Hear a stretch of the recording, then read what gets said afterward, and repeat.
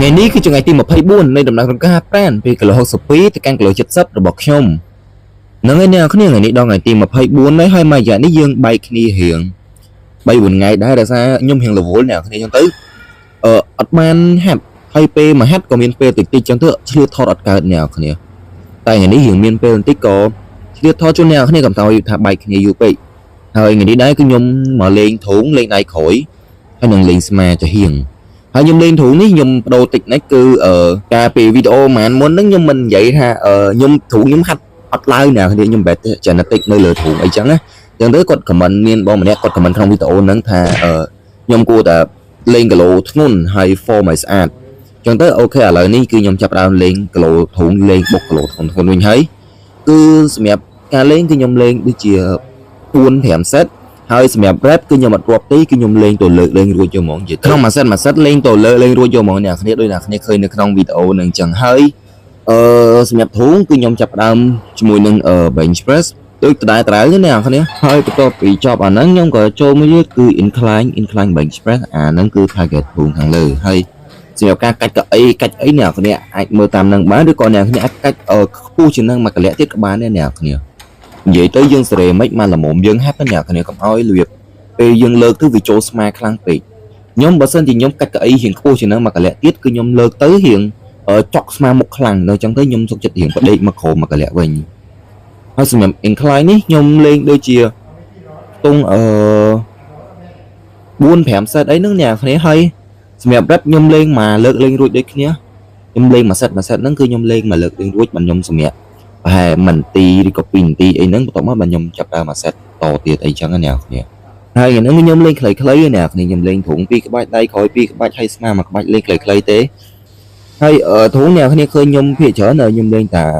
bench press ហើយនិង incline ហើយមួយទៀតគឺខ្ញុំលេងcable fly ព្រោះអី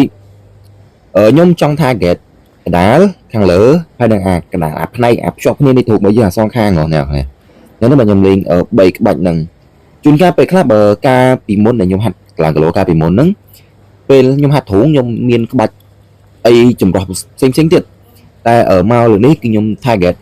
3ក្បាច់ហ្នឹងសិនព្រោះអីអត់ចង់លេងអញ្ញាច្រើនពេកហើយបន្ទាប់ពីចប់ទ្រូងខ្ញុំក៏ចូលលេងដៃក្រោយអ្នកគ្នាហើយក្បាច់នេះគឺ tricep extension ក្បាច់នេះគឺយើងផ្ដោតលើពេលយើងទាញខ្សែនឹងចុះក្រោមហើយយើងហែកវាអ្នកគ្នាតមកទៀតខ្ញុំក៏ដូរពី tricep extension ខ្ញុំក៏ចូល tricep push down ក្បាច់នេះគឺស្រៀងក្បាច់មិញណាអ្នកគ្នាគ្រាន់តែមួយទៅពេលដែលយើងទាញវាចុះក្រោមហើយយើងត្រូវការហែកextension ហ្នឹងណាតែpush down នេះយើង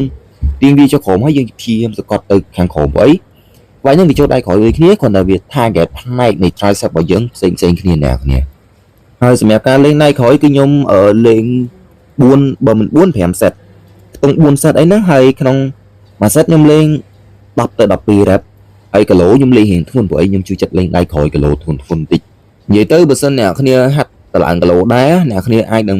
បន្ថែមក្បាច់លើខ្ញុំមួយក្បាច់ពីរក្បាច់ទៀតទៅព្រោះអីថ្ងៃនេះខ្ញុំទៅនេះគឺខ្ញុំអត់សូវមានពេលអញ្ចឹងទៅហាត់បានរយៈពេលខ្លី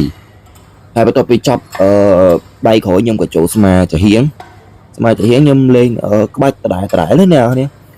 លេងក្បាច់ហ្នឹងគឺចូលស្មាចំហៀងរបស់យើងលេងគីឡូហៀងស្រាលទីគឺក្បាច់ហ្នឹងមិនលេងគីឡូធ្ងន់ទេយើងលេងគីឡូស្រាលហើយយើងលេងទៅចុកហើយក្បាច់ហ្នឹងគឺយើងលេងទៅឈឺណាស់នេះហើយសម្រាប់ការហាត់ថ្ងៃហ្នឹងក៏មានតែប៉ុណ្្នឹងទេអ្នកអត់មានអីច្រើនទេព្រោះអីមានពេលខ្លីក្នុងការហាត់ថ្ងៃហ្នឹងតោះសម្រាប់បងប្អូនដែលកំពុងតែមានបញ្ហាកពុះឬក៏ចង់ឲ្យខ្លួនឯងលូតកពុះបន្ថែមទៀតខ្ញុំសូមណែនាំជាមួយនឹងវីតាមីនសំខាន់ព្រោះអីវីតាមីននេះវាគឺជាផលិតផលរបស់កូរ៉េសម្បូរទៅដោយជាតិកាល់ស្យូមដែលជួយបងលូតកពុះហើយងាយស្រួលញ៉ាំមានរូបរាងដូចស្ករគ្រាប់ញ៉ាំអត់ចាំបាច់ផឹកទឹកទេគឺទៅពីញ៉ាំដូចស្ករគ្រាប់អញ្ចឹងហើយបើសិនជាបងចង់ទិញជាមួយនឹងវីតាមីនបន្ថែមខ្ញុំសូមណែនាំជាមួយនឹង Page God Gamer Store ព្រោះអី Page របស់គាត់គឺលក់ផលិតផលសុទ្ធមកពីកូរ៉េហើយមួយទៀតគឺ Page របស់គាត់គឺយកចិត្តទុកដាក់ជាមួយនឹងអតិថិជនខ្លាំងមែនតើ